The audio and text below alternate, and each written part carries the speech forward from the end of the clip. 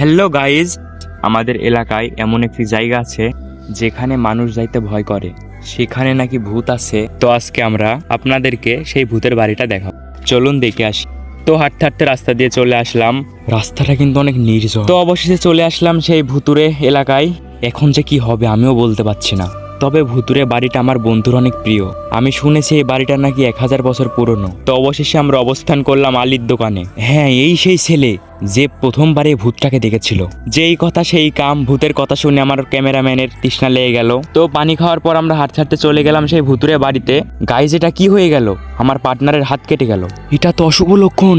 আপনারা যাই বলেন, জায়গাটা কিন্তু অনেক সুন্দর, একদম প্রাকৃতিক পরিবেশ। ভিতরে ঢুকেই দেখি ঘরের কোনো জানালা নেই। এটা কি হলো গাইজ? আমি তো ভয় পেয়ে গেলাম। না রাফি, ভয় পেলে চলবে না। এই রহস্য তোকেই বের করতে হবে।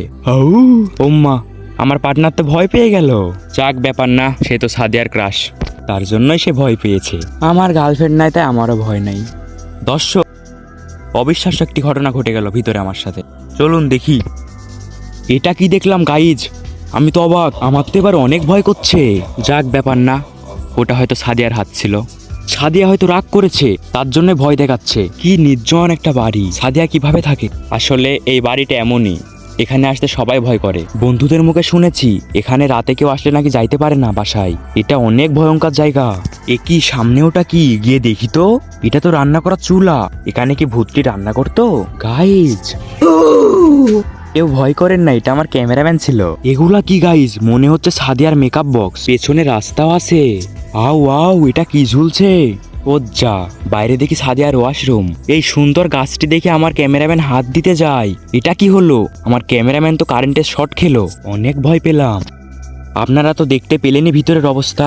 এখানে দিনে আসলে কোনো সমস্যা হবে না, তবে রাতে আসলে আপনাকে আর খুঁজে পাওয়া যাবে না। দেখতে দেখতে যাচ্ছিলাম, হঠাৎ দেখি বাড়ির নিচে যাওয়ার একটা রাস্তা। গাইজ, এটা কি হতে পারে? আমার ক্যামেরাম্যান তো ভয় কাঁপছে, বলার কোনো ভাষা নেই। আমার ক্যামেরাম্যানের অনেক ভয়। এটা সেই সাদিয়ার স্পেশাল খাট। খাটটির মধ্যে তো অনেক গুপ্তধন। এ কি, আমার ক্যামেরাম্যান কি যেন দেখেছে, আমাকে কাছে ডাকছে। তো আমি কাছে গিয়ে দেখি একখান মোমবাতি। মোমবাতিটা দেখে আমার সাদিয়ার কথা মনে পড়ে গেল। আমার ক্যামেরাম্যান কি দেখে লাফে উঠলো। ভিতরে গিয়ে দেখি আমেরিকা থেকে আনা খাট। ওয়াও!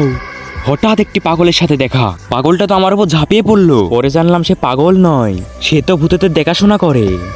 আচ্ছা, পাশেই তো আপনার বাড়ি। তো এই বাড়ির বিষয়ে আপনি কিছু বলুন। হ্যাঁ, যখন ধরেন আপনি যখন রাত হয় সেখন মানে বিদ্যুতের শব্দ, ভয়ঙ্কর, মানে এমন উতাল পাতাল বাতাস, মানে একদম ডিপ্রেশনের মধ্যে পড়ে যায় মানুষ যে এই বাড়িতে কি থাকে। তার থেকে আমরা এটা শিওর হলাম যে এখানে শিওর ভূত আছে। হঠাৎ আমার পার্টনারের আম খেতে মন